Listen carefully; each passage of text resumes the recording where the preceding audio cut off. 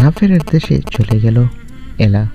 মিলন হবে কতদিনে ধারাবাহিকে, কি হবে বিস্তারিত জানতে ভিডিওটি দেখুন। স্টার জলসার নতুন ধারাবাহিক মিলন হবে কতদিনে শুরু হতেই দর্শকদের আগ্রহের কেন্দ্রে উঠে এসেছে সোলাঙ্কি রায়ের চরিত্র এলা।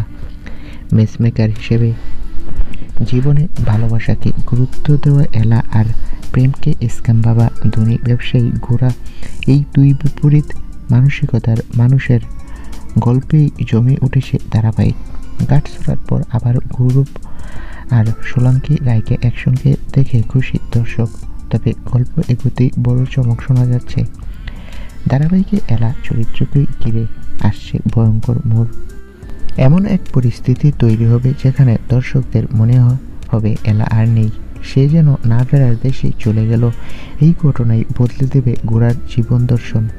যে মানুষ প্রেমে বিশ্বাসী করত না, সেই মানুষটাই এলা হারানোর শূন্যতায় প্রশ্ন তুলবে নিজের ভাবনার ওপর।